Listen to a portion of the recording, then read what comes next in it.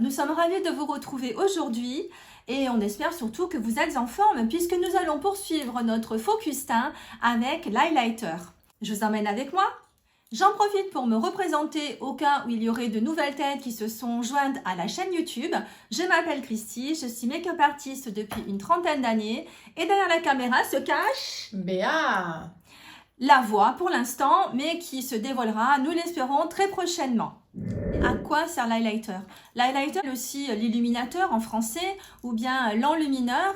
Et c'est, vous savez, les petites poudres un petit peu nacrées qui sont très lumineuses, qui vont vous donner déjà de l'éclat, qui vont reconstituer certains volumes, comme par exemple si vous l'appliquez sur le haut de la pommette, ça va donner un effet de pommette un peu lifté. Ça va vous donner du glow, vous donner de l'éclat, un effet peau en bonne santé. On peut aussi donner du glow avec un bronzer un petit peu satiné. Ça, c'est aussi une solution que vous pouvez adapter, ou un blush avec un effet un petit peu satiné. Comment choisir la couleur de son highlighter? Écoutez, c'est très simple. Vous allez avoir différents tons dans le commerce. Je vais vous montrer par exemple une palette de chez MAC. Dans cette palette, 3 couleurs au choix, un beige champagne, un doré et une couleur un petit peu plus rosée. Cette palette ira parfaitement à une carnation claire car les couleurs sont plutôt froides. Si vous souhaitez mélanger 2 couleurs, voire 3, ça sera également très joli. Globalement, les rosés, les champagnes et les dorés froids mettront en lumière les teints clairs subtilement. Quant aux carnations mates, elles seront sublimées par les dorés chauds, voire les cuivrés qui révéleront parfaitement leur éclat. Concernant les finis, vous avez des finis qui sont assez subtils, qui vont donner un effet, un glow assez naturel. Et vous avez des finis qui seront beaucoup plus intenses, voire des finis pailletés ou hyper nacrés. Je vous conseille plutôt de vous orienter en tant que quinca vers un highlighter plutôt satiné, mais surtout pas pailleté. Pourquoi? Parce que ça pourrait donner un côté artificiel et au vu de notre âge, le côté artificiel ne serait pas du plus bel effet et en plus ça risquerait de marquer les zones d'imperfection autour des yeux par exemple, si vous le mettez à cet endroit-là, puisque vous avez les petites ridules et ça serait surtout très vieillissant. Concernant le choix de la texture, plusieurs solutions vont s'offrir à vous. Vous allez pouvoir choisir des textures en poudre, mais attention, choisissez des poudres fines, plutôt parce que les poudres plus épaisses vont marquer les imperfections. Je vais vous montrer celles-ci, le schéma, qu'elles sont ultra fines. Je vais vous les swatcher pour vous montrer ça. Les couleurs de cette palette sont vraiment très belles et lumineuses et surtout sans paillettes. Une fois fondues, elles révéleront parfaitement leur éclat subtil à votre carnation. Ensuite, vous avez des textures crème. Par exemple, un produit que j'adore, le Flawless Filter de chez Charlotte Tilbury. Ici en teinte 4 médium. Vous voyez, donc il y a une texture liquide avec un très joli rendu. Avoir un effet fausse sauce. Vous allez avoir un effet soft focus, mais aussi également beaucoup d'hydratation. C'est pour ça que je l'aime beaucoup. La formule stick, celui-ci est un stick de chez Je Mets Maybelline. Il est très frais à l'application, il donne un petit côté effet mouillé. J'ai choisi ce ton en teinte numéro 2, je l'applique surtout en été quand j'ai pris un peu le soleil. Il a un rendu délicat et subtil et se fond parfaitement à ma carnation. Et je vais vous montrer également un highlighter qui sera un peu moins subtil que ceux que je viens d'essayer. Je vous le montre, il est vraiment magnifique. C'était le By Terry, l'édition de Noël. Cet highlighter appelé Rose Fée par By Terry, c'est tout un programme, hein, vous me direz, est bien plus intense que ceux de chez MAC que je vous ai swatché tout à l'heure. La texture est légère, limite crémeuse et fondante et la couleur rose gold ira parfaitement à toutes les carnations. Du coup, celui-ci fera moins naturel, réservez-le pour vos soirées glamour. Pour appliquer votre highlighter, plusieurs possibilités. Premièrement, vous avez le pinceau typique pour l'highlighter qui est le pinceau éventail. Mais très honnêtement, je n'utilise jamais en fait ce genre de pinceau. Je n'aime pas le rendu. Je préfère travailler davantage mes poudres pour bien les fusionner à ma peau. Et c'est pour cela que je préfère largement utiliser un pinceau rond à highlighter ou à la limite un pinceau biseauté qui fera également l'affaire. Et l'idée, c'est vraiment de bien pouvoir travailler la matière pour bien la fondre à votre peau, pour faire un effet seconde peau. Vous avez la possibilité aussi d'utiliser l'éponge, toujours ma petite éponge de Juno & Co que j'adore. Ça sera étudié plutôt pour les textures liquides ou les textures en stick. Mais je vous montrerai de toute façon l'application tout de suite après. Et enfin, vous pouvez aussi utiliser vos doigts pour fondre les textures crémeuses, ce qui peut fonctionner parfaitement. Surtout, essayez d'adapter votre pinceau à la taille de votre visage. Mais en règle générale, c'est vrai qu'il vaut mieux prendre des petits pinceaux pour l'highlighter, puisque vous allez avoir plutôt de petites zones à highlighter, en fait, à mettre en valeur, auxquelles il faudra donner du volume. Et c'est vrai qu'un pinceau plus petit sera toujours mieux qu'un gros pinceau. Vous l'attendiez, la voici, la voilà, l'application de notre highlighter. Vous allez pouvoir moduler certains highlighters pour avoir un effet plus ou moins intense, selon ce que vous souhaitez faire. Évidemment, le côté intense, ça sera peut-être plus recommandé pour une soirée, pour un côté un peu plus festif. Et si vous voulez faire un maquillage du jour, évidemment, vous allez plutôt opter pour un highlighter avec un rendu naturel. Je vais donc passer à l'utilisation de mon stick de GV Maybelline qui est le numéro 200. Comme ça, vous allez voir exactement où je vais appliquer l'highlighter. On va commencer par ce côté-là. Je vais le poser ici, juste sous l'œil. Je vais faire une petite barre que nous allons dégrader tout de suite. Je vais prendre justement mon éponge. Vous pouvez la retourner également, parce qu'en général, la voyelle est un petit peu sale, c'est parce que j'ai appliqué mon fond de teint avec tout à l'heure. Mais ça va permettre de fusionner la matière. Vous voyez là, on a un effet qui est vraiment très satiné, comme un effet un petit peu mouillé. Jusqu'où tu l'appliques sur la joue? Petit mémo pour vous rappeler jusqu'où vous devez aller.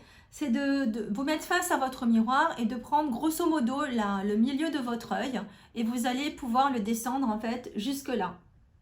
Mais n'allez pas jusqu'ici pour l'highlighter parce qu'en fait l'highlighter ça va mettre en avant les petits défauts et justement à cet endroit là on a des pores et ces pores on veut les cacher, donc ça serait dommage de mettre l'accent avec de l'highlighter à ce niveau là puisque finalement le résultat recherché serait complètement foiré. Après je peux en utiliser également sur l'arête de mon nez. C'est pareil, je vais reprendre mon stick. Hop, je peux le fondre au doigt à cet endroit-là. Si vous avez un nez assez long, au contraire, il faudra éviter d'en ajouter sur la pointe. Bon, vous voyez, j'en ai ajouté, j'aime bien en ajouter en fait sur la pointe parce que j'ai un petit nez. Mais si vous avez un nez plus long, au contraire, c'est à cet endroit-là qu'il faudra que vous posiez votre bronzer pour, on va dire, entre guillemets, sculpter un petit peu votre nez et cacher ce que vous voulez cacher. C'est pareil, si vous avez une bosse sur votre nez, évitez de mettre l'highlighter sur l'arête, ça sera pas joli, ça va faire ressortir la bosse, je vous le déconseille. Vous pouvez également rajouter de l'highlighter sous votre sourcil.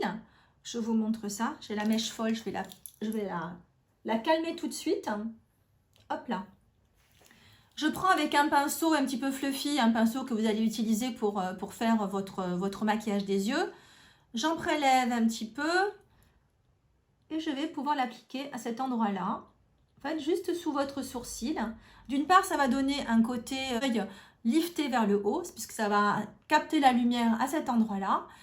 Par contre, si vous avez les yeux enfoncés, je vous déconseille cette technique, puisque votre œil étant en retrait, c'est plutôt lui qu'il va falloir illuminer et non pas l'arcade, que là, il va plutôt falloir un petit peu entre guillemets, la cacher un petit peu. Donc, si vous avez les yeux enfoncés, ne faites pas cette technique. Tout de suite, ça donne de la lumière au niveau de mon œil. Et vous pouvez également l'utiliser, je suis toujours pareil avec mon pinceau, sur le centre de la paupière pour donner un côté un petit peu glowy et mettre de la lumière sur votre regard. Je crois que vous pouvez le voir. Et enfin, vous pouvez en rajouter sur le coin interne de l'œil pour donner un effet aussi d'œil très allongé. Si vous avez en plus les yeux rapprochés, c'est vraiment un conseil que je vous donne. Mettez absolument quelque chose de clair à ce niveau-là, ça va donner un effet écarté. Au contraire, si vous avez les yeux très écartés, je vous déconseille cette technique. Je prends une petite mousse pour l'appliquer. Vous pouvez faire légèrement un petit peu remonter sur votre œil.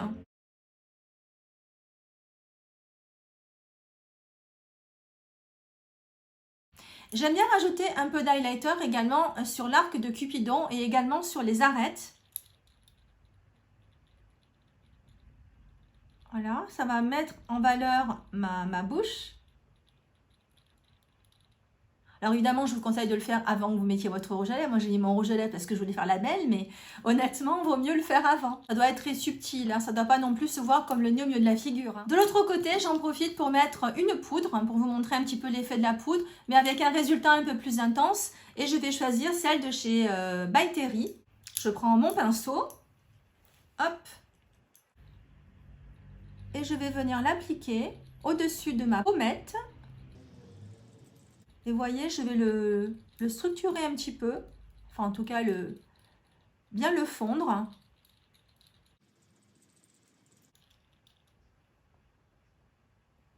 Et vous voyez la différence. Là, vous allez avoir un côté un peu plus subtil et là, un côté bien plus intense.